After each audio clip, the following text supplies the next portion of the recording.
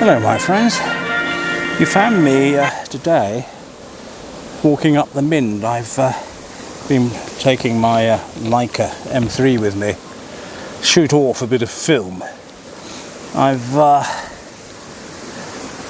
decided just to sit down here on my safari bag and address my lovely viewers. Today's Sunday, of course. Woke up early, celebrated Holy Mass,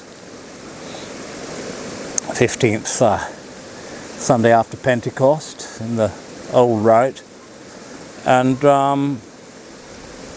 said the Angelus, came down. Didn't do any Qigong today. I might do that at some point. I don't know how well the background's coming up. There's a mountain behind me. What you may hear is the babbling brook next to me. I really wanted to get that in with myself, but it was beyond me how to work out the angles, so I'm afraid you're just going to have to listen to it instead. Lovely bright day. As you know, it did nothing but rain. I mean, I don't know where it came from yesterday. It just was incessant and strong, and there was thunder and wind, and you could hardly hear the television over the sound of the rain banging off the caravan roof. Anyway, nice to see you all. I hope you're enjoying your weekend. Thought I'd come out for some fresh air. I've got plenty of sheep for company, and I can see over in the distance some gliders clearly enjoying the thermals. Well, it's been a lovely sort of relaxing day. Haven't done any meditation today. The Mass takes so long, plus the Angelus, that I really want to be cracking on with the day, but I might do a bit of Qigong later, which is rather fun. I thought I might do a video for you of my attempts at Qigong. I think you might find that of some interest, if not humour. Just bumped into Jim the blacksmith, nice fellow, with his son. I haven't seen his son in a couple of years. He's shot up.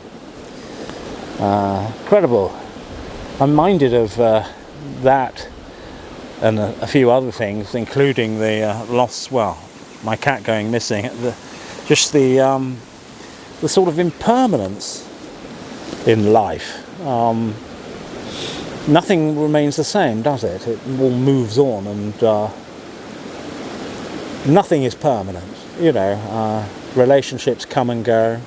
People come and go, don't they? They die. Pets come and go. Anniversaries come and go, years come and go, weight goes on and off. There are many aspects to life which are transient, I suppose you'd say. And of course the problem is we always invest our happiness, don't we, in that which we want to cleave to. Nice food, nice cars, nice home, nice wife, nice husband, lovely children. Intelligent children who pass their A-levels and... Oh, hello. The sheep wants to get in on the action. But, you know, events of late have forced me to think about life, not just events locally, but just generally in terms of one getting older. They say as you get older, you get invited to more funerals than you do weddings. And of course, when I was younger, all I went to was weddings and very few funerals. And there isn't a day goes past, is there, when on the news we hear about such and such a celebrity or an actor or whoever has died. I noticed a fellow called Pete Murray. Do you remember him? From, was it the 6-5 special? I can't remember what it was called. Some sort of precursor to Top of the Pops. 100 years old. And they were having a birthday party for him, and they interviewed him for a moment. He looked like a conker. He had a brilliant tan, lovely teeth, 100 years old. But of course, the average age for males is in there, I think, is it 83, something like that, 84, somewhere around that, which only gives me less than 20 years. And when I consider I was in my last house for what? I don't know. Well, that would have been just over 20 years. That's frighteningly quick. And life, of course, goes on and quickly, as you get older, it sort of speeds up, doesn't it? And one just is minded of all the people you love, all the things you want to do, and all the things you want to experience, and just how much beauty there is in being alive, that one could be tempted to be morose. And I think I was slightly getting morose at the thought of it, notwithstanding some of the events that have taken place recently. And as such, I've spent a lot of time meditating and thinking upon the transient nature of life, the impermanence of things, and where does one find peace, serenity, solace in an ever-changing world of flux. And I think one finds it by essentially returning to what I suppose the Buddhists call the original self, or one's soul, and realizing that of course is impermanent. Nothing other than your innate being is permanent. But you see, the wonderful thing about meditation is that you can shut out all the impermanence, all the past, all the future, inhabit entirely in the center of your being, the present, and experience it as it is. Not as it was, or not as it will be, but as it is. Experiencing all five senses as you sit there in meditation. And you suddenly find a certain degree of hope, because you realize that this immutable essence, this being, this soul, this spirit, whatever you want to describe it as, is impermanent. Now, whether that soul goes on to heaven, as Christians believe, or whether that soul is reincarnated into some other being, I'll let you make your own mind up about that. I have my own opinions, of course. But what is sure is that I do believe, beyond a shadow of a doubt, that in the what you might describe as the survivability of the soul, this is not it. And if you think about it, if you think about your life and you look around the beauty of nature and of relationships and wildlife and what have you, one does think about these things, and one thinks, well, it must be some sort of cruel joke if all there is this. You just eat, drink and marry, then pop your clogs and push up daisies. Has no meaning, no significance, no survivability. You're just a blip, an inconsequential blip. But I don't know what you think, let me know in the comments, but I believe there's more to life than that. That we're here for a reason. And it is up to each of all of us in every way and in our own personal manner to discover what that purpose is. And for me, I have achieved it chiefly through prayer and meditation, of course.